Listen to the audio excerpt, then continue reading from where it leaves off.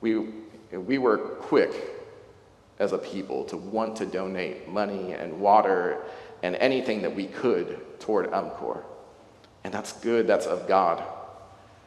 I know a pilot personally, a good friend of ours who was part of an operation to airlift supplies into Asheville, into the parts just north of Asheville where the roads are so bad that you can't access the communities that live there.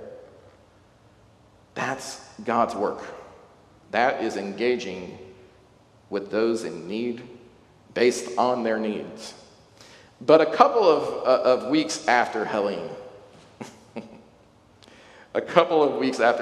I started to see graphics pop up in my social media that requested that people stop sending mattresses, used mattresses at that, and clothing and other things that they could not use at the time because they were taking up too much room in the warehouse and they can't use any of that.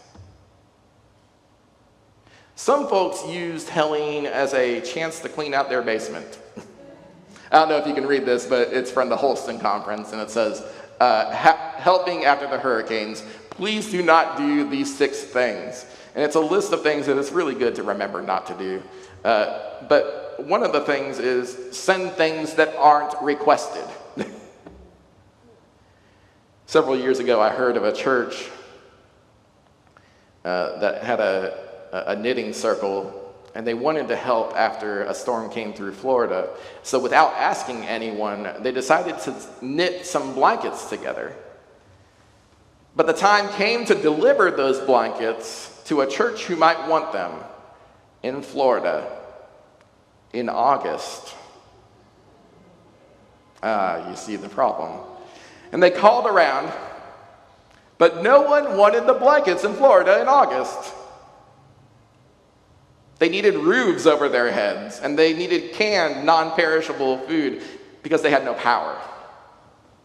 So those blankets sat around that church in a pile in a corner somewhere as a visible monument to toxic charity.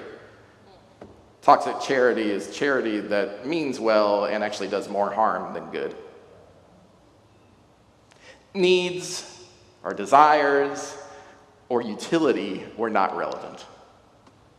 There's a desire to help in those cases, and we should celebrate that desire to help, and we can execute it better. And we can execute it better by listening to the needs of our neighbors and asking them, what do you want me to do for you?